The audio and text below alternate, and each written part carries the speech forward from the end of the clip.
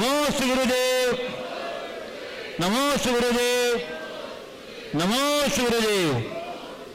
अब बंधुओं, अत्यंत प्रशंसा है कि आज हमारे गुणायतन की परिवार संख्या की निरंतर वृद्धि होती चली जा रही है। जहां जहां गुरुदेव के पावन चरण पड़ रहे हैं, वहां वहां नए नए ट्रस्टियों का जुड़ान होता चला जा रहा है। यह गुणायतन का चमत्कार है और गुरुदेव के प्रभावी व्यक्तित्व का चमत्कार है बंधु। और आज भी हमारे गुणायतन के साथ ट्रस्टी के रूप में जुड़े हैं श्रीमती अंगूरी बड़कोर, स्वर्गीय श्री राजकुमार बड़कोर, आनंद बड़कोर, संगीता बड़कोर, रजनीश सीमा बड़कोर, राजेश रागनी बड़कोर, सुशीला शिल्पा बड़कोर, अंजलि, अदिति, आदित्य, प्रियंका, संजना, करण, दिव्या, सौम्या, यशराज बड़कोर परिवार रीवा से मैं इनका बहुत बहुत अभिनंदन करता हूं। और मैं आपको आमंत्रित कर रहा हूं सपरिवार कि आप पधारें और गुरु के चरणों में श्रीफल भेंट करके आशीर्वाद ग्रहण करें। और गुणायतन की ओर से इनके सम्मान के लिए मैं आमंत्रित कर रहा हूं गुणायतन के महामंत्री Shri Kanhaiyalal ji Sethi Aurangabad, Shri Saurabh ji Jain Kashi, Gunayatan trustee Shri R C Jain Kashi, Gunayatan trustee Shri Deepak Jain Kashi, और अभी अभी नए ट्रस्टी जो बने हैं रीवा से श्री विजय सुनीता अजमेरा। ये सभी मिलकर के हमारे नए ट्रस्टी बड़कोर परिवार के श्री अंगूरी बड़कोर, श्री राजकुमार बड़कोर और सभी परिवार का सम्मान करेंगे। और सम्मान में आप अपनी तालियों का अवदान देकर के सम्मान के गर्मा को उड़ाएंगे बंधु।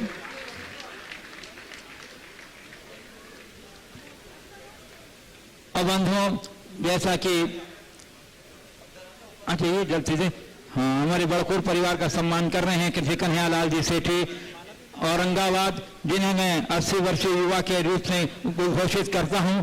अभी आ रहे हैं गुरुदेव के और हमारे नए गुणायतन ट्रस्टी का सम्मान करेंगे। और उनके साथ ही सौरभ जैन काशी गुणायतन ट्रस्टी हैं, Gunayatan trustee R C Jain Kashi, Gunayatan trustee Deepak Jain Kashi और हमारे नए ट्रस्टी विजय सुनीता अजमेरा जो रीवा से हैं, ये सम्मान कर रहे हैं। आप सब तक सम्मान का क्रम चल रहा, अपनी तालियों का अवदान देते रहिए बंधु। बड़े सौभाग्यशाली हैं जो गुणायतन से ट्रस्टी के रूप में गुणायतन के परिवार से जुड़ रहे हैं। ये आपके यशस सहयोग करेंगे। और अभिषेक जैन, गोलू, सपना, ये उन्हें प्रतीक चिन्ह देकर सम्मान करेंगे। बस और आप अपनी सद्भावना की ताली देकर सम्मान कर रहे बंधु। बहुत ही प्रमोद का क्षण है। हमारे गुणायतन ट्रस्टी का निरंतर वृद्धिगत होता चला जा रहा है। अच्छा, और मैं प्रारंभ कर रहा हूं शंका समाधान का यह सत्र इन्हीं के प्रथम प्रश्न से। हमारे बड़कोर परिवार से प्रश्न करेंगे श्रीमती संगीता बड़कुल प्रश्न करेंगी, जो आज हमारे साथ गुणायतन ट्रस्ट के साथ गुणायतन ट्रस्ट के जुड़े हैं।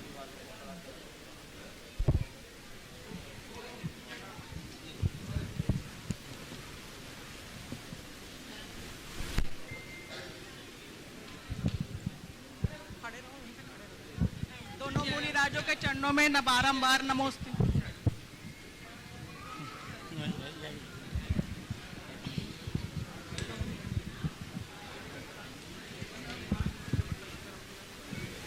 दोनों मुनिराजों के चरणों में बारंबार नमोस्तु। महाराज जी, प्राप्त को पर्याप्त मानने से क्या वहीं रुकना नहीं होगा, या अगर पर्याप्त को ही वहीं मान लेंगे तो रुक नहीं जाएंगे, आगे प्रयास कैसे करेंगे? और प्राप्त को पर्याप्त मानने का मतलब ये नहीं कि हम रुक गए। प्राप्त को पर्याप्त मानने का मतलब ये है कि हम संतुष्ट हो गए। रुक जाना और संतुष्ट होना में बड़ा अंतर है। रुकने में हताशा है, संतुष्टि में प्रसन्नता है। लोग ग्रोथ मानते हैं, दौड़ने का नाम ग्रोथ नहीं है। एक जगह टिके रहना, स्थिर बने रहना भी बहुत बड़ी ग्रोथ मानी जाती है। व्यक्ति चाहे कितना भी संपन्न हो जाए या कितना भी पाले, पर उसकी प्यास बनी रहे तो उसकी प्राप्ति का अर्थ क्या है? जो हमने पाया उसका भोग तो करे। तो जीवन में स्थिरता भी बहुत आवश्यक है। इसलिए जब तक हम स्थिरता की तरफ दृष्टि नहीं डालेंगे, अपने जीवन में कुछ अच्छा नहीं कर सकते। उसका उपभोग और उपयोग कैसे करें महाराज जी? बस उसका आकलन करो, जितना आवश्यक हो उतना उपयोग करो, उपभोग करो। नमोस्तु महाराज। बंधुओं, आगामी 4 मार्च से जो काशी से महापद यात्रा रथावर्तन महोत्सव प्रारंभ होने जा रहा है, उसे सफल बनाने के लिए, उसे मूर्त रूप देने के लिए पूरे देश से यहाँ प्रतिनिधिगण आए हैं। मैं उनके नाम, स्थानों का नाम का उल्लेख करूंगा। अब अपने स्थान का नाम सुनकर अपने स्थान पर खड़े होकर के पूज्यों के चरणों में, हाँ, और सर्वप्रथम मैं आमंत्रित कर रहा हूँ जो काशी जहाँ से प्रारंभ होने जा रहा है यह रथावर्तन, तो मैं सब काशी वालों के सौभाग्य की भूरी भूरी सराहना करता हूँ कि आपको यह सौभाग्य मिला है, यह गुरुदेव की अनुकंपा है। आज से एक नए इतिहास का सृजन काशी से प्रारंभ होने जा रहा है। तो सबसे पहले काशी वाले अपने स्थान पर खड़े हो जाएं और अपना निवेदन प्रस्तुत कर दें, और उसके बाद तैयार रहेंगे मिर्जापुर वाले, महिला मंडल और मिर्जापुर के जो भी हैं, इनके बाद तैयार रहेंगे। मैं दीपक जैन, अध्यक्ष दिगंबर जैन समाज काशी, और मेरे 2 साथी लोग साथ में हैं, जो एक वाइस प्रेसिडेंट है, ट्रेजरर है। बनारस 15 कल्याणक वाली जगह है जहाँ 4 भगवान का कल्याणक हुआ है, इसलिए बनारस आने के लिए लोग लालायित रहते हैं। और महाराज श्री जो ये रथ निकाल रहे हैं, ये एक अद्भुत चीज है। इस रथ में जितने लोग भी आएंगे उसका पुण्य लाभ उनको बहुत ज्यादा मिलेगा, ऐसा महाराज की बात से समझ में आ रहा है। हम लोग यहाँ केवल महाराज का आशीर्वाद लेने आए हैं कि हम लोग इतनी बड़े कार्यक्रम को सफलता से सक्सेसफुली चला सके, यही भगवान से प्रार्थना है। जब बोलो पार्षनाथ भगवान की जय।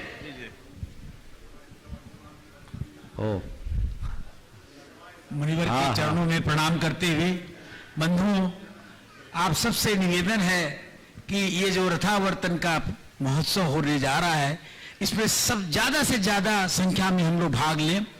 महाराज जी ने जैसे बताया, गुरुवर ने 2015 में आज जो ये रथावर्तन होने जा रहा है, इसकी जो स्वप्न आया था गुरुवर को 2015 में आया था, तो ये बहुत ही अद्भुत कार्यक्रम होने जा रहा है। ये काशी से सम्मेद शिखर तक की पद यात्रा में, रथ यात्रा में जितना ज्यादा से ज्यादा लोग आएंगे उनको बहुत ही पुण्य लाभ होगा। हम काशी के लोग अभिभूत हैं, भाग्यशाली हैं कि गुरुवर ने हम लोगों को आपके लिए वहां पर आतिथ्य करने का सौभाग्य दिया है। इससे हम लोग बहुत कृतार्थ हैं। आप सबसे निवेदन है कि आप अपने परिवार, रिश्तेदार, जो भी लोग आपके अधीन हैं, सबको आप निमंत्रण में अपनी काशी समाज की तरफ से देता हूं। बिल्कुल। और कुछ है? बोलो। महाराज जी के चरणों में सादर नमस्तु। देखिए, जन्म से लेकर निर्माण तक ये यात्रा है, और जब पार्श्वनाथ भगवान को ज्ञान कल्याणक हुआ होगा, उसके बाद भगवान उसी मार्ग से होते हुए सम्मेद शिखर मोक्ष के लिए गए होंगे। उसी कल्पना को हम लोग लेते हुए इस पद यात्रा पे चलेंगे।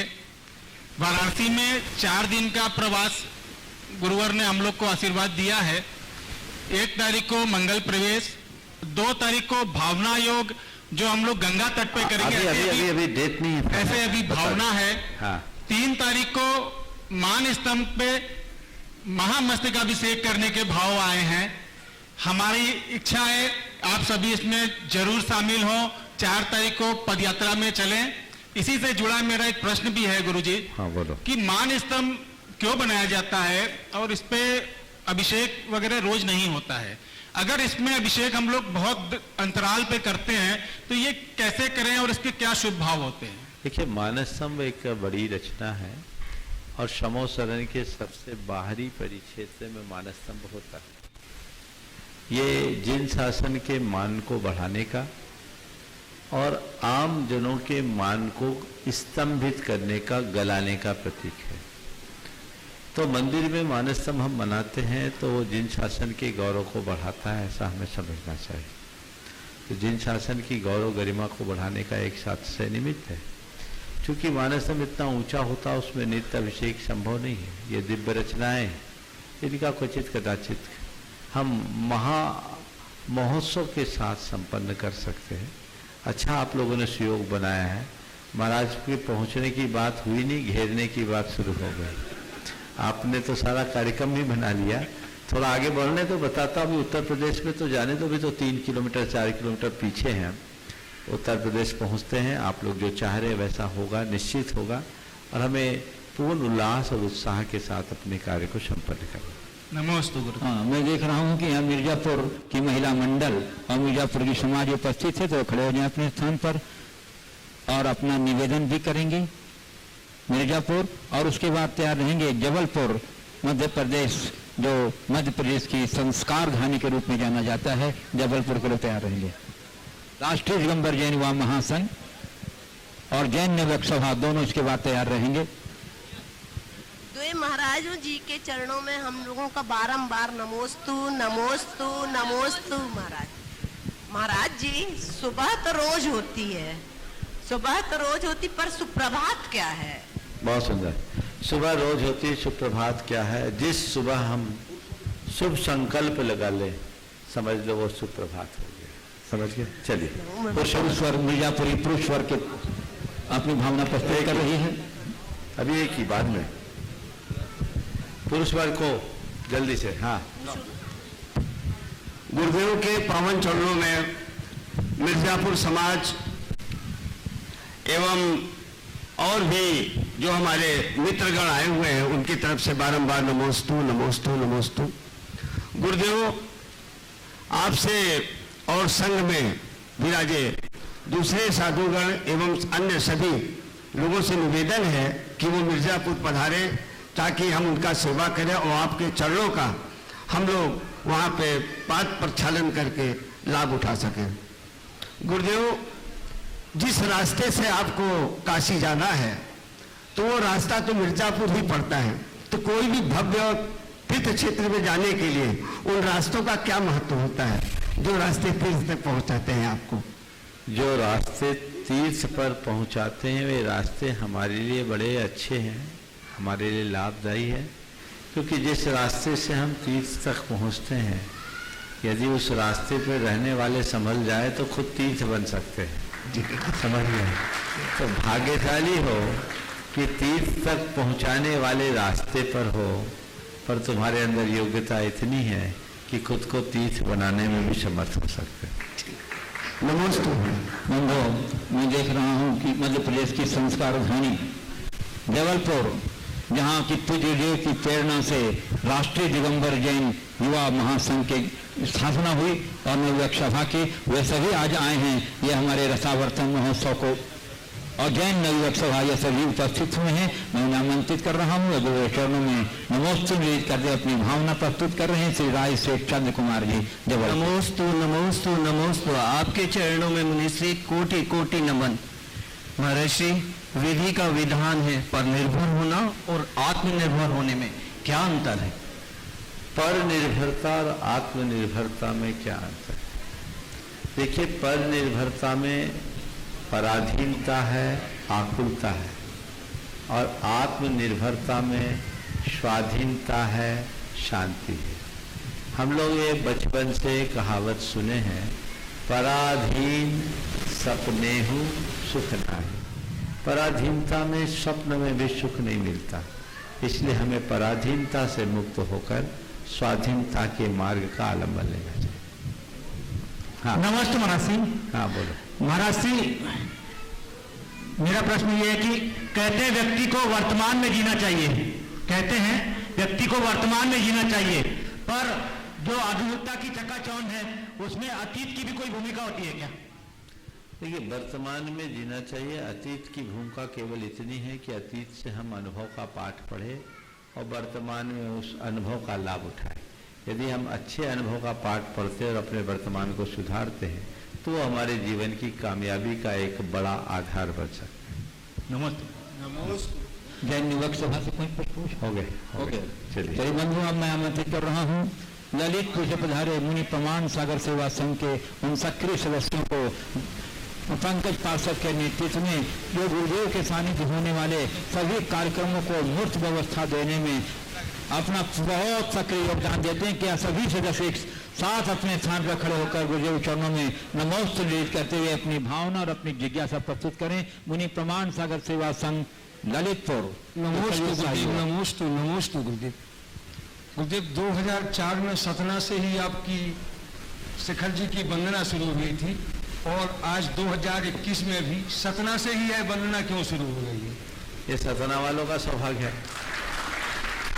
इनका तो भाग्य इतना प्रबल है कि रास्ता बदलने के बाद वापस बदल गया। निश्चित ये संयोग है।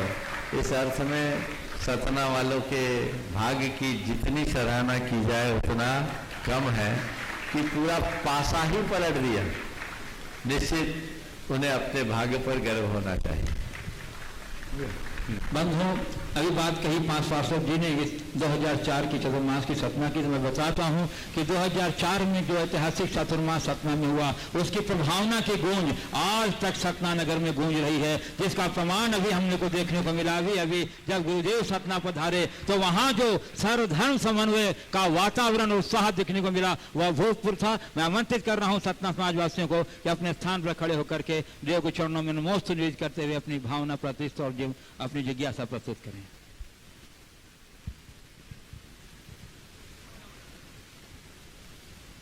गोलू पूछेगा, एक जन पूछेगा जल्दी।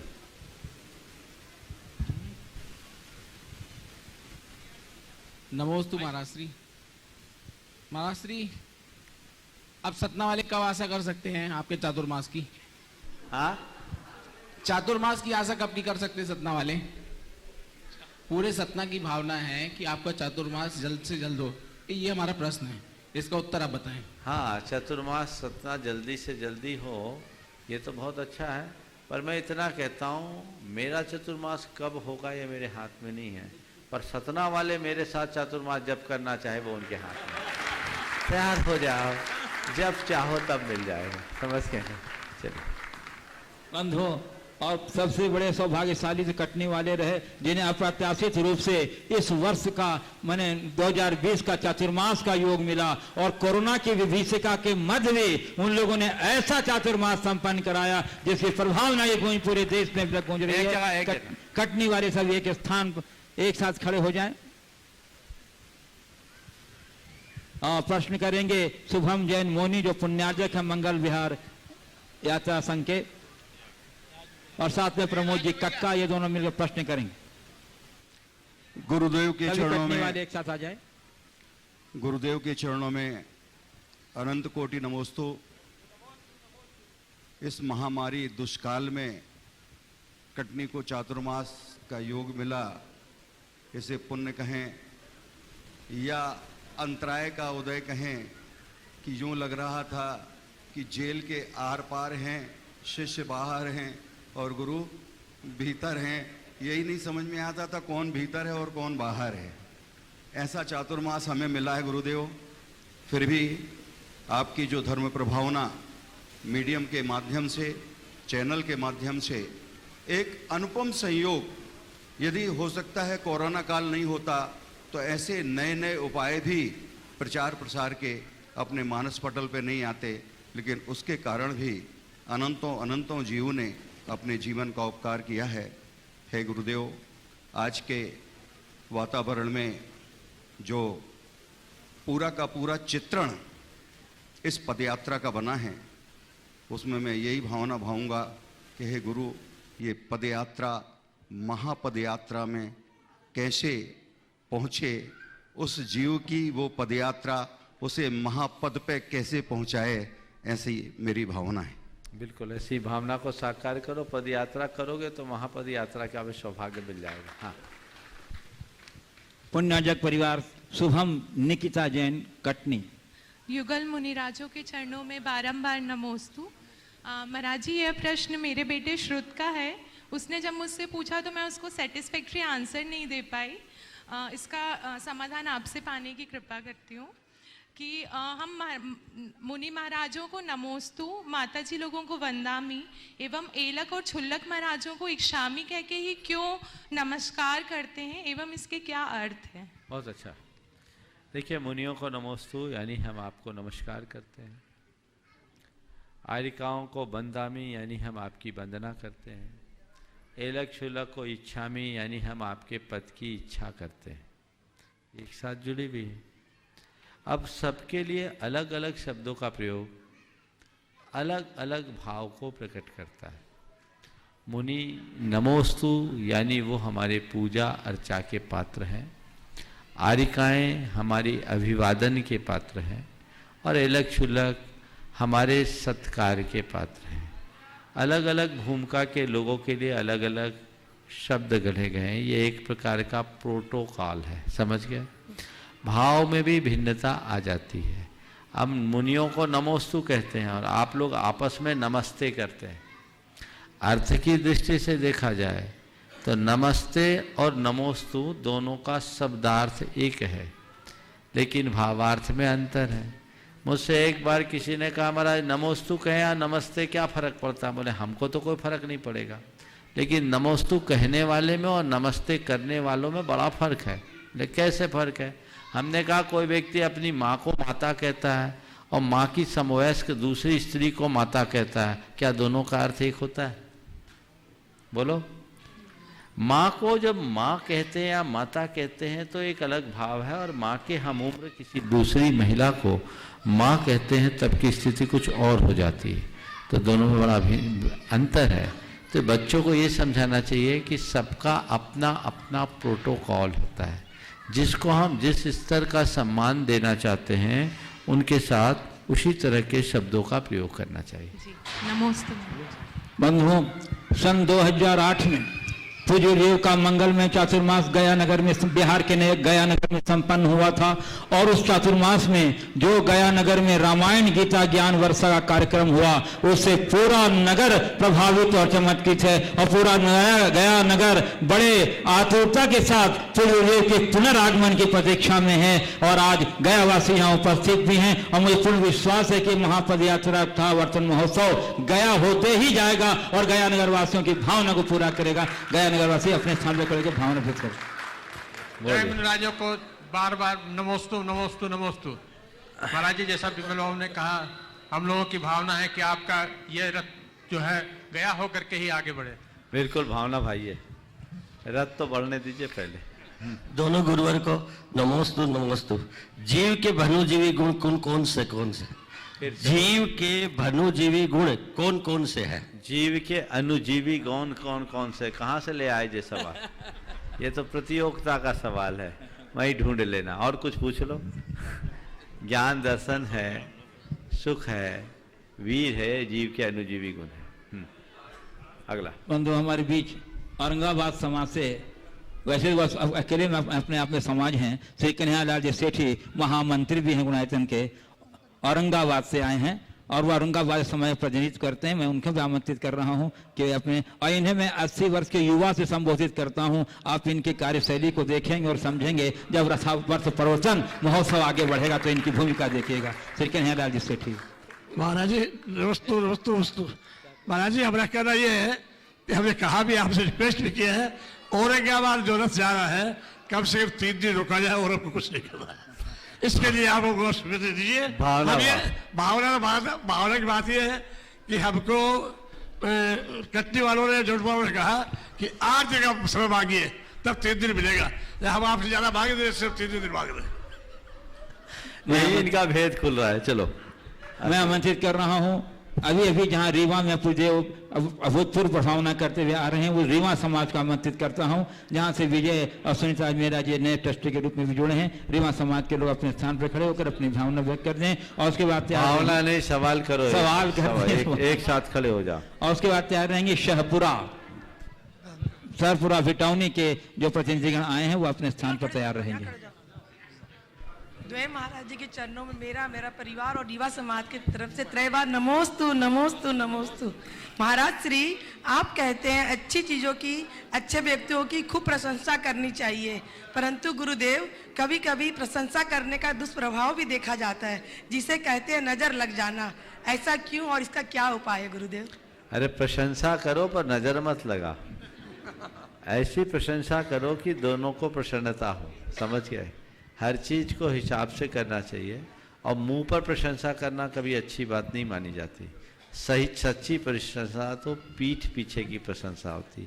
मुंह पर तो चाटुकार लोग भी प्रशंसा करते हैं। ठीक है ना? हाँ, पूछो बेटा, पूछो जल्दी पूछो। नमोस्तु महाराज जी, मेरा प्रश्न है कि सोने में तो आग लगती नहीं है, पर रावण की सोने की लंका कैसे जली? सोने की लंका नहीं होती, लेकिन रावण की सोने की लंका कैसे बनी? कहते कैसे रावण जली? हाँ बता। रावण के पास अपार धन था और उसने अपने धन से लंका जो बनाई उसकी ईंटें सोने की लगाई। आज भी बहुत सारे लोग सोनों की ईंटें जड़ देते हैं। अपन ने सद्दाम हुसैन के बारे में सुना है कि उसके शौचालय में भी हीरे जड़े हुए थे, समझ गए। तो अब जब आज ऐसा हो सकता है तो रावण के युग में क्या नहीं हो सकता है। तो रावण के युग में वैसा हुआ था, पर अंत सोना भी भस्म हो गया, जल गया। एक ही बात मैं कहूँगा, इसके प्रश्न के माध्यम से एक संदेश मैं आप सबको दूंगा। हमारे बीच दो आदर्श हैं, एक भरत का और एक रावण का। भरत के पास धन था, उसने सोने का मंदिर बनाया, भरत अमर हो गए, भारत का नाम भरत के नाम से भारत हो गया। रावण के पास धन आया, उसने सोने की लंका बनाई, लंका भस्म हो गई। आज रावण का कोई नाम लेना नहीं चाहता। एक पंक्ति में संदेश में केवल इतना ही दूंगा कि अपने पास उपलब्ध साधनों का उपभोग करोगे तो डूब जाओगे और उपयोग करोगे तो तर जाओगे। निज में प्रयोग कम करो और परमार्थ में प्रयोग अधिक करो। चलिए, मैं आमंत्रित हूँ शहपुरा बेटौनी और उसके बाद तैयार रहेंगे पनागर पंपी कटंगा के नेतृत्व में। शहपुरा जैन समाज का मुनिदय के चरणों में बारंबार नमोस्तु नमोस्तु नमोस्तु। महाराज श्री 4 तारीख से एक अद्भुत धर्म प्रभावना के साथ रथ यात्रा प्रारंभ हो रही है, पद यात्रा प्रारंभ हो रही है। इसमें बड़ी बड़ी समाजें अपना अपना योगदान दे रही हैं। हम छोटी जैन समाज, छोटी सी समाज है और हम छोटे छोटे लोग इस कार्य को कर रहे हैं। ऐसा कैसा हम लोग इसमें सहयोग प्रदान करें ताकि हम लोग को भी इस धर्म लाभ में एवं इस रथ यात्रा में पुण्य अर्जन हो सके, ऐसी भावनाओं के साथ आपके समक्ष नमोस्तु करते हैं। देखो, ऐसा है, तुम कह रहे हो कि हम छोटी समाज है, पर कई बार देखने में ऐसा आता है कि छोटों के द्वारा वो काम हो जाता है जो बड़े बड़े भी नहीं कर पाते। ध्यान रखना, न तो कोई बड़ा होता है न कोई छोटा होता है।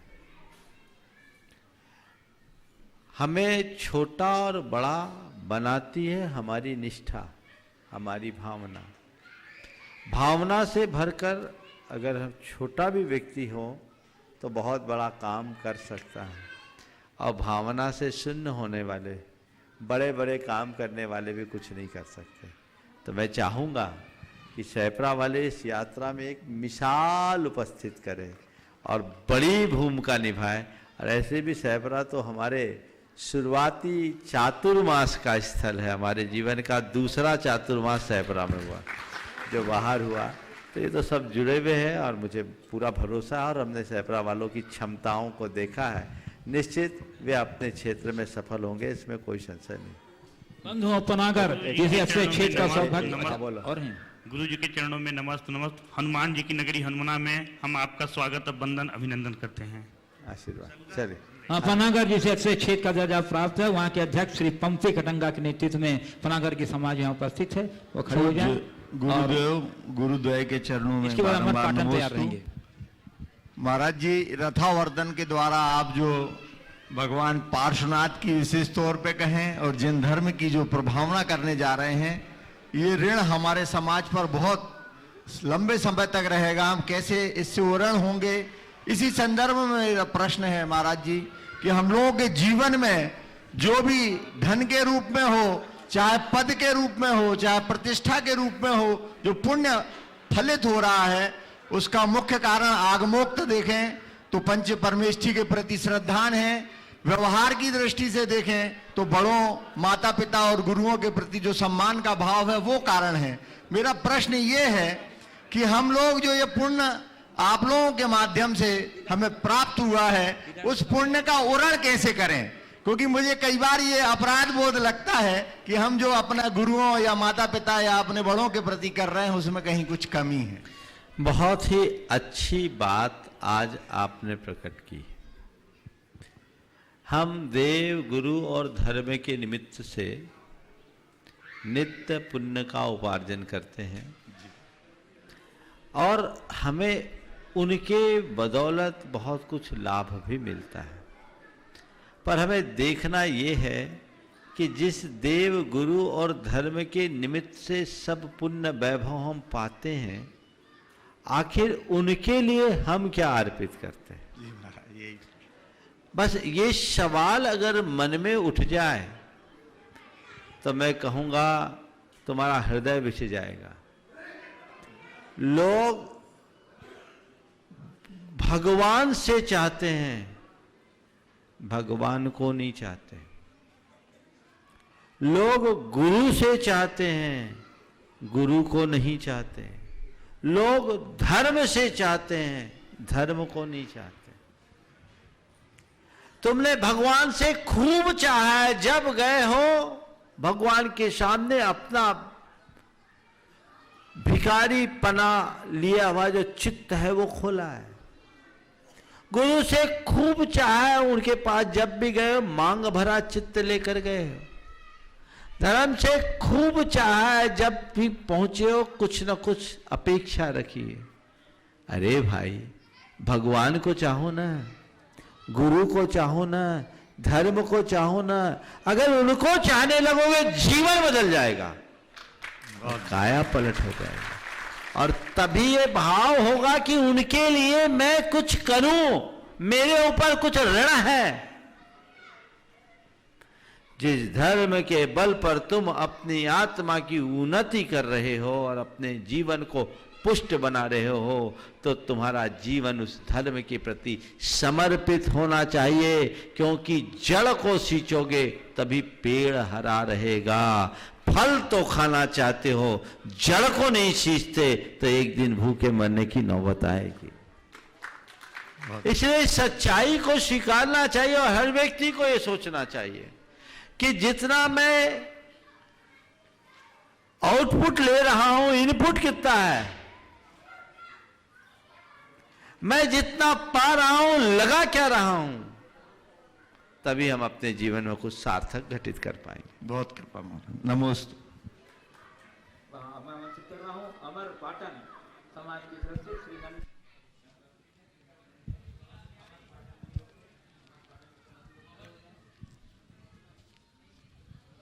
जल्दी और उसके जल्दी अमर पाटन से समाज जो नंदन जैन के एक जगह हो जाए। और अभी अमर पाटन में बहुत अभूतपूर्व धर्म प्रभावना गुरु जी की वहाँ हुई, अमर पाटन वालों का बहुत प्रयास अच्छा रहा।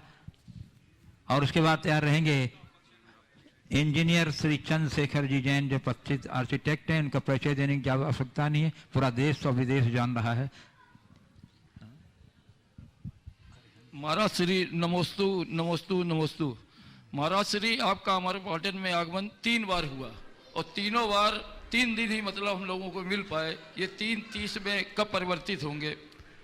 चलो वो तो समय 3 दिन का 300 दिन रखो ना, तुम लोग हमारे साथ रहो, हम थोड़ी मना करते हैं, तुम लोग छोड़ के भागते हो। चलिए आगे, कोई सवाल किसी का तो पूछ सकते हो। चलिए। नमोस्तु नमोस्तु नमोस्तु। महाराज जी, मेरा प्रश्न ये है कि जो अभी आचार्य श्री प्रतिमाएं बनवा रहे हैं उन पर बाल क्यों नहीं? जो देखिए, भगवान अगर केश लोच करने के बाद केवल ज्ञान होता तो बाल नहीं बढ़ते हैं। नहीं, जो अभी नई प्रतिमाएं बनवा रहे हैं उनके बोल तो रहा हूँ, दोनों तरह की प्रतिमाओं का विधान है। बिना बाल के भी भगवान अच्छे लगते कि नहीं लगते? चलिए। बंधु, मैं आमंत्रित कर रहा हूँ श्री इंजीनियर श्री चंद्रशेखर जी विदिशा, जिनके नेतृत्व में गुणायतन का और ऐसे और अनेक जिनालयों का भव्य निर्माण होने जा रहा है। ऐसे श्री चंद्रशेखर जी विदिशा। महाराज श्री के चरणों में मेरे और मेरे परिवार की तरफ से बारंबार नमोस्तु। महाराज श्री, हम हमारी सोच को स्थायी रूप में किस तरीके से परिवर्तित करें और उस स्थायी परिवर्तित सोच को साकार करने के लिए हमको क्या करना चाहिए? देखिए, सोच को स्थायी रूप से परिवर्तित करने के लिए हमें नियमित भावना भाने की आवश्यकता और अपेक्षा है।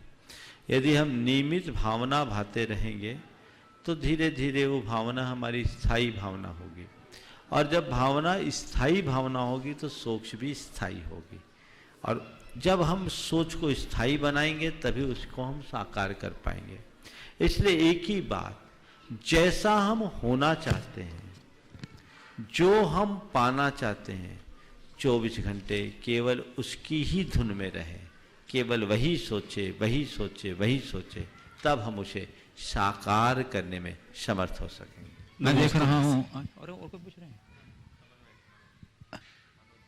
हाँ, मैं मानवित कर रहा हूँ श्री मनोज जैन, कन्नौज यूनाइटेड ट्रस्टी, जो महापद यात्रा रथावर्तन महोत्सव के समन्वयक के रूप में हैं और बहुत बड़ा उत्तरदायित्व इनके मजबूत कंधों पर दिया गया है।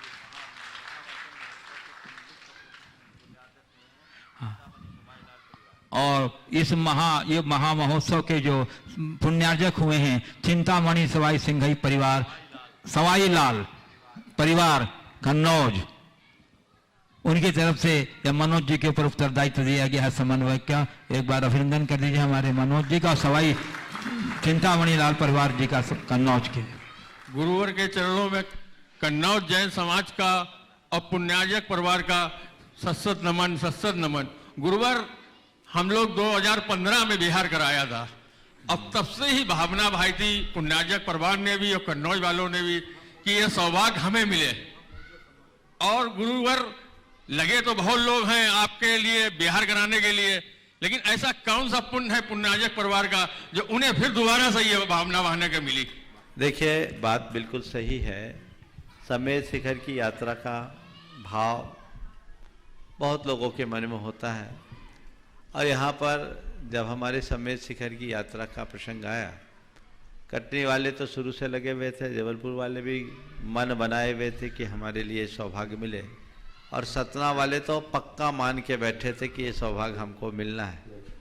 लेकिन संयोग कुछ अलग था। हम कटनी चातुर्मास में थे, कटनी में बहुत आग्रह था प्रेमी भाई का और सुभाष जी के परिवार का कि महाराज जी ये यात्रा का सौभाग्य हमें मिले।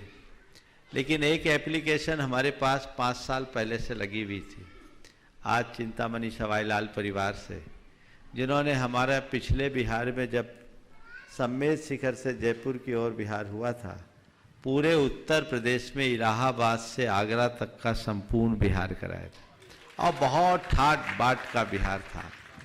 और उस समय से भावना भाई थी कि महाराज जब भी आप शिखर जी चलो तो कन्नौज होके आओ तो अच्छा, नहीं तो कहीं से भी आओ, बिहार का सौभाग्य हमें मिलना चाहिए। ये भाव उन लोगों ने व्यक्त किया था। हमने कहा जब समय आएगा तब देखेंगे। और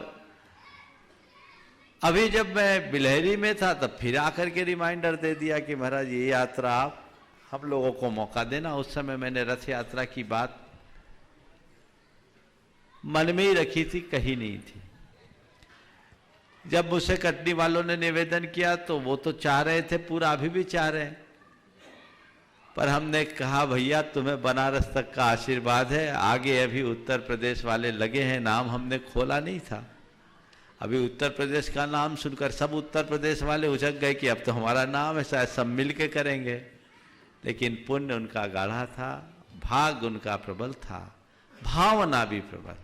आज भी उनको आना था, अचानक पंपी भाई को का स्वास्थ्य थोड़ा गड़बड़ा गया इसलिए नहीं आ पाए। लेकिन बिल्कुल ठीक बात है, देवगुरु धर्म की प्रभावना में जो जितना बढ़ चढ़ करके हिस्सा ले सके, सहभागी बन सके, उसका जीवन उतना ही धन्य है। हम ऐसे ही आगे बढ़ते रहें और कोशिश करें अपने द्रव्य और अपनी संपदा का हम ऐसे कार्यों में सदुपयोग करते रहें और अपने जीवन को धन्य करें। निश्चित पुण्यार्जक परिवार ने बहुत उदारता के साथ सारी व्यवस्थाएं बनाई है, और आज सब लोगों ने बैठ करके विभिन्न व्यवस्थाओं का निर्धारण भी किया है। बहुत जल्दी आपको उसकी सारी सूचनाएं मिल जाएगी। आगे अभी रमेश भाई आपको सूचनाएं देंगे। और आप लोगों से मैं यही कहूँगा, आपको तो अब मन भर बनाना है, तन मन धन में से यहाँ धन की जरूरत नहीं है। धन तो एक ने लगाकर अपने आप को धन्य कर लिया, तन मन लगा लो तो जीवन को आनंद से भर लो। बहुत सारे लोग इसमें लगे हैं। मध्य प्रदेश के कार्यकर्ताओं में, खासकर आज की टीम में जबलपुर, कटनी, सतना के लोगों को आमंत्रित यहाँ किया गया और रीवा, अमरपाटन साथ में रहे। बिहार, झारखंड के लोगों ने बढ़ चढ़ करके अपनी जिम्मेदारी ली है और उत्तर प्रदेश के लोग भी पूरी तरह से जुटे हुए हैं। और मुझे बहुत प्रसन्नता है, सभी लोगों ने अपने अपने प्रदेश को संभालने का संकल्प ले लिया है। और मध्य प्रदेश वालों ने तो कमर कस लिया है कि हम तो आखिरी तक छोड़ेंगे नहीं, क्योंकि इनको मालूम है शिखर जी के बाद तो वापस मध्य प्रदेश होना ही है, तो ये आगे पीछे क्यों छोड़े। तो सब मिलजुल करके ऐसे ही लगे रहे और अपने उत्साह को बनाए रखे। आप सब अपने कार्यक्रमों को सुव्यवस्थित करें ताकि ये आपके जीवन के यादगार पल बन सके, इसे लाइफ टाइम अचीवमेंट बना सके। मैं देख रहा हूँ और मेरा पुण्याजक परिवार को यहीं से आशीर्वाद, वो यहाँ आ नहीं पाए लेकिन जल्दी स्वस्थ होकर पूरी रथ यात्रा में सम्मिलित हो, ये भाव रखें। गुणायतन ट्रस्टी श्री शुभम मोदी जो सिविल जज हैं यहाँ उपस्थित हैं देवसर से, मैं उन्हें आमंत्रित कर रहा हूँ और पधारें, गुरुचरणों में श्री फल भेंट के आशीर्वाद ग्रहण करें और उनका सम्मान करेंगे। हमारे पुण्याजक परिवार की ओर से इंजीनियर रमेश जी सतना, हमारे सिविल जज शुभम मोदी जो गुणायतन ट्रस्टी हैं, उनका सम्मान करेंगे। कृपया आ जाइए गुरु चरणों में श्री फल भेंट के आशीर्वाद, और अपनी जिज्ञासा भी प्रस्तुत करेंगे। और उसके बाद तैयार रहिएगा स्थानीय हनुमाना गांव के, हनुमान नगर के पत्रकार श्री राजेंद्र मिश्रा जी। महाराज श्री के चरणों में त्रैबार नमोस्तु नमोस्तु नमोस्तु गुरुदेव। महाराज श्री क्षमा सागर महाराज श्री की एक बहुत अच्छी पंक्ति सुनी थी, भूत भी था महान भविष्य भी होगा महान, संभाले उसे तो कोई है वर्तमान। हम सभी लोगों के साथ एक समस्या महाराज जी सभी के साथ होती है कि भूत में या भविष्य में जीते हैं, तो हम वर्तमान में कैसे रहें। आप लोगों की चर्या देखते हैं कि एकदम परिपूर्ण दिखते हैं महाराज जी, तो वर्तमान में कैसे जीवन जिए अपना। बस एक बात बोलता हूँ, पास्ट को डस्टबिन समझो और फ्यूचर को नोटिस बोर्ड, वर्तमान को प्रेजेंटेबल मान लो, अपने आप वर्तमान में जीने के आदि और अभ्यासी बन जाओ। नमस्ते महाराज। राजेंद्र मिश्रा पत्रकार जो हनुमान नगर के हैं, और उसके बाद तैयार रहेंगे श्री राकेश कुमार जी गुप्ता हनुमान नगर।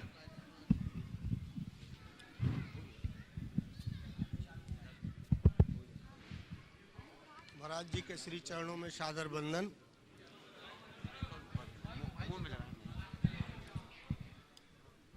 हाँ महाराज जी के श्री चरणों में सादर वंदन।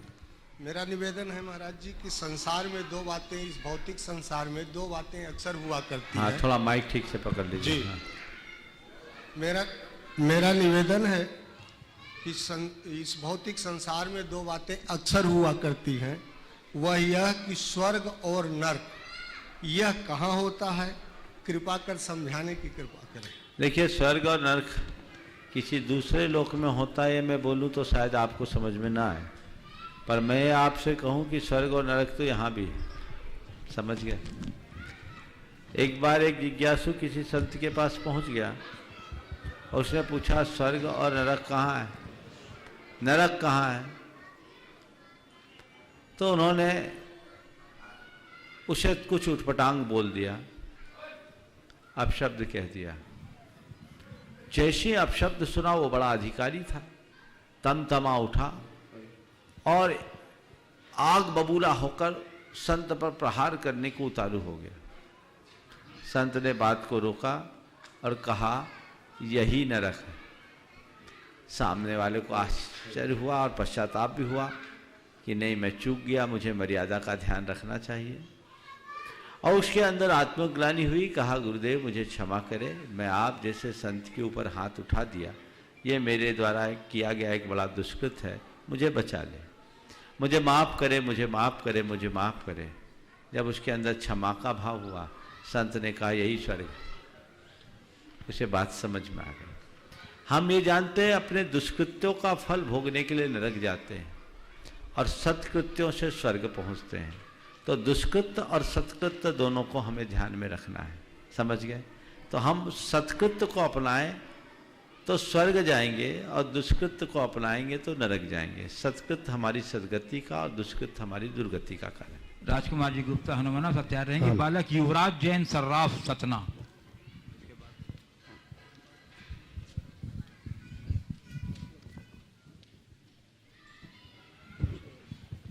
हनुमान जी की नगरी हनुमना में गुरु जी का स्वागत बंदन अभिनंदन करते हैं। समस्त हनुमना वासियों की तरफ से गुरु जी के चरणों में नमस्तु नमस्तु नमस्तु। गुरु जी, कुछ लोगों के मुंह के दांत दिखते हैं, कुछ लोगों के पेट के दांत क्यों नहीं दिखते? हाँ देखिए, मुंह के दांत देखते, पेट के दांत दिखते होते तो फिर पेट में होते का है, समझ गए? पेट के दांत दिखते होते तो पेट में काहे होते, नहीं दिखते इसलिए तो पेट में। गुरुजी, जय का मतलब क्या होता है? जय का मतलब है जीवंत रहे, उनकी जय जयकार हो, उनका सब तरफ यशगान हो, सभी उनके शरणागत।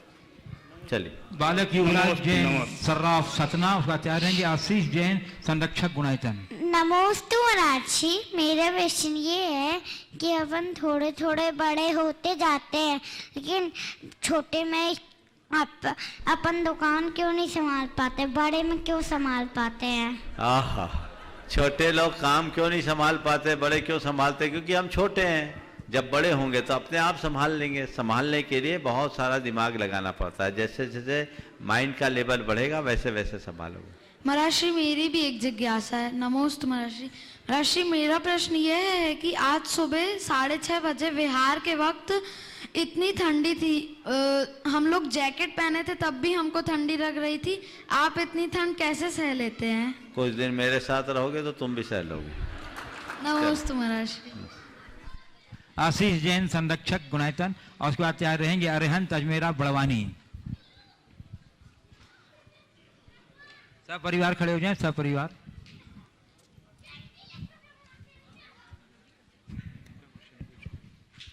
नमोस्तु महाराज जी। नमोस्तु महाराज। महाराज जी, मेरा प्रश्न रामायण से जुड़ा हुआ है। हम त्रिकाल चौबीसी जानते हैं, भूत भविष्यत वर्तमान की। तो क्या ये संभव है कि राम जो इतने महान पुरुष थे, उनको ये ना पता हो कि रावण आगामी तीर्थंकर हैं, या रावण को ना पता हो कि राम जो हैं वो इतने सिद्ध पुरुष हैं? और अगर पता था दोनों को तो इसमें कोई दर्शन है क्या महाराज? देखिए, पता होने की बात जहाँ तक वो हो सकती, ज्ञान हमारे पास बहुत कुछ होता है, पर हम अपने ज्ञान का इस्तेमाल हर जगह नहीं करते, समझ गए? तो जब तक सामने वाले का भवितव्य उस अनुरूप न हो, हमारी बुद्धि वैसे काम नहीं करेगी। रामचंद्र जी चाहते तो अवधि ज्ञान के बल पर ये जान सकते थे, लेकिन सामने वाले का भाव और बर्ताव ही ऐसा था कि उस तरफ उपयोग ही नहीं गया, अतः चित्त नहीं फिर। अरिहंत अजमेरा बड़वानी, जिनकी बड़वानी चतुर्मास में बड़ी सक्रिय भूमिका रही थी। और उसके बाद तैयार रहेंगे ये मंगल विहार यात्रा संघ के पुण्यार्जक परिवार से श्री रमेश जी इंजीनियर प्रेमी परिवार की ओर से, और श्री सुभाष जी चंद्र की ओर से शुभम निकिता मोदी कटनी। नमोस्तु महाराज जी। नमोस्तु महाराज जी। नमोस्तु महाराज जी। महाराज जी, जब पीछे थे कोई नहीं था हाथ पकड़ने के लिए। हाँ, जब पीछे थे तो कोई नहीं था हाथ पकड़ने के लिए, पर जरा सा आगे क्या बढ़े, सब आ गए पाँव खींचने के लिए। महाराज जी, बुरे समय में जब बुरा काम कुछ करते हैं तो कुछ लोग जब हमें सलाह देते हैं तो हम उसको नज़रअंदाज कर देते हैं और वो काम करते रहते हैं, पर जब अच्छा काम कुछ करते हैं और यदि लोग कुछ बोलते हैं तो हम उसको नज़रअंदाज क्यों नहीं करते और अच्छा काम क्यों छोड़ देते हैं, या अपने? बहुत अच्छी बात है। बुरा काम करने से हमें कोई टोकता है तो हम उसे नहीं सुधारते, पर अच्छा काम करने के लिए हमें कोई उत्साहित करता है तो हम उसे क्यों नहीं अपनाते। तुम्हारा जो वाक्य था सबसे पहला कि जब पीछे थे तो कोई नहीं था हाथ पकड़ने के लिए, आगे बढ़े तो सब तैयार हो गए पाँव खींचने के लिए, इसे समझो। इसका मतलब यह है कि अगर तुम पीछे रहोगे तो हाथ पकड़ने वाला कोई नहीं रहेगा, इसलिए तत्परता से आगे बढ़ो ताकि जीवन में कहीं कभी पिछड़ ना सको। और आगे बढ़ो तो ये मान करके चलो पाँव खींचने वाले तैयार होंगे, पर जब भी आगे बढ़ो पाँव को इतनी मजबूती से रखो कि कोई कितना भी जोर से मेरे पाँव खींचे मेरी गति को न रोक सके। ये तो बात तुम्हारे मूल वाक्य की हुई। अब रहा सवाल कि हम औरों की अच्छाई को स्वीकार क्यों नहीं करते। ये हमारे अंदर का संस्कार है। हम बुरी सलाह को, हमारी बुराई को टोकने पर उसे नज़रअंदाज करने के लिए तैयार हैं, पर अच्छाई को अपनाने की कोई प्रेरणा देता है तो हम नहीं करते, क्योंकि हमारे मन का संस्कार ही कुछ ऐसा है कि प्रायः वो बुराई की तरफ उत्साहित होता है। हमें अपने संस्कारों को बदलना चाहिए और मन में ऐसी धारणा बनानी चाहिए कि हम अच्छाई से उत्साहित हों, अच्छाई को ग्रहण करने का प्रयास करें। ओम मंगल विहार के पुण्यार्जक परिवार, प्रेमी परिवार कटनी की ओर से श्री रमेश जी इंजीनियर और श्री सुभाष जी चंद्रवा जी की ओर से कटनी परिवार से श्री शुभम एंड निकिता मोदी।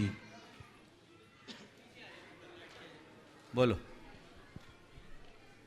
मुनिदेव के चरणों में त्रैवार नमोस्तु। धर्मानुरागु बंधुओं, जैसे कि आप सभी को प्रमाणिक ऐप के माध्यम से, पारस चैनल, जिनवाड़ी चैनल के माध्यम से, सोशल मीडिया के माध्यम से और अन्य माध्यमों से जानकारी प्राप्त हो रही है कि एक अद्भुत यात्रा संपन्न होने जा रही है। और ये यात्रा उन मार्गों से संपन्न होना है जहां कभी पार्श्वनाथ भगवान ने विहार किया होगा, जहां पार्श्वनाथ भगवान के चरण पड़े होंगे, वो चरण राज आपको प्राप्त होगी उन मार्गों में चलते चलते। आज जब हम ये व्यवस्था बनाने के लिए बैठे हुए थे तो मुनिश्री एक चमत्कार सा हो रहा था। हम लोग सोच रहे थे कि व्यवस्थाएं हम बनाएंगे कैसे। जैसे कोई व्यवस्था का नाम आता था, हमको ये नहीं सोचना पड़ता था व्यवस्था बनाएगा कौन। कोई ना कोई समाज और कोई ना कोई श्रावक खड़ा होता था और सबसे पहले हम ये व्यवस्था बनाएंगे। कई बार तो ये होड़ सी मची हुई थी कि नहीं हम बनाएंगे, नहीं हम बनाएंगे, तब मुनिश्री को बोलना पड़ता नहीं आप बनाओगे, दूसरे को कोई और व्यवस्था देंगे। तो जब कार्यकर्ताओं में इतना उत्साह है तो मेरा आप सभी लोगों से निवेदन है, आप भी इस पुण्य यात्रा के, इस रथ यात्रा के साथ पद यात्रा के सहभागी बने। पुण्यार्जक ने तो अपना पुण्य का संचय कर लिया, अब पुण्यार्जक के साथ साथ आप भी अपने पुण्य का संचय कर सकते हैं इस रथ यात्रा के, इस पद यात्रा के सहभागी के रूप में। आप सभी लोग प्रमाणिक ऐप के माध्यम से, प्रमाणिक.net के माध्यम से ये जानकारी उसमें दी गई है, अपना बायोडाटा वहां पर दे दें या गुड़ायतन से संपर्क करके जो पारस चैनल, जिनवाड़ी चैनल में नंबर चलते हैं उनसे बात करके अपनी जानकारी दे दें। हाँ, एक और जानकारी मैं दे दूं कि ये जानकारी आपको 25 तारीख के पहले आप सभी लोग अपनी जानकारी दे दें ताकि हम आपकी उपस्थिति अनुसार आपकी व्यवस्था बना सकें। सभी लोग अपना मानस बना लें। बहुत सी प्रविष्टियां आ चुकी हैं, उनकी हम जानकारी ले रहे हैं, स्क्रूटनी कर रहे हैं। समय समय पर इस यात्रा के बारे में और भी जो इस यात्रा की क्या नियमावली रहेगी, कैसे ये यात्रा संपन्न होगी। 4 मार्च को बनारस से इस यात्रा का भव्य रूप में शुभारंभ होना है। आज बनारस वासी सारे बैठे हुए हैं। मैं बनारस वासियों की पुण्य की अनुमोदना करता हूं कि ऐसा शुभ अवसर बनारस वासियों को प्राप्त हुआ है, जहां के लिए सारे लोग तरसते हैं कि ये यात्रा हमारे नगर से प्रारंभ होती है, लेकिन बनारस वासियों का पुण्य है कि बनारस से ही पार्श्वनाथ भगवान का जन्म हुआ था भेलूपुर से, इसलिए शुभ अवसर बनारस वासियों को प्राप्त हो रहा है। एक बार पुनः आप सभी लोगों से निवेदन है कि अपना मानस बनाकर फॉर्म शीघ्र भर दें। 4 तारीख को यात्रा प्रारंभ होगी और संभवतः 31 मार्च को या मार्च के अंतिम सप्ताह में यात्रा का समापन होगा। ऐसा मेरा आप सभी लोगों से निवेदन है। नमोस्तु गुरुवर। मैं आमंत्रित करता हूँ पुरातन ट्रस्टी सरस राव की कटनी और वह तैयार रहेंगे श्री मनोज जैन खितौला, मंत्री समेत गिरी गौसलपुर और कोषाध्यक्ष बहुरी बंद से। हनुमाना परिवार यहाँ बैठा हुआ है, कृपया आए परम पूज्य मुनिवर के चरणों में श्रीफल बैठकर आशीर्वाद ग्रहण करें। नमोस्तु महाराज जी। विपरीत परिस्थिति में धर्म प्रभावना कैसे करें महाराज? विपरीत परिस्थिति में धर्म प्रभावना करने के लिए एक ही बात है, ये समझ लो कि जब भी विषम परिस्थिति है, दुख में ही धर्म किया जाता है, समझ गए?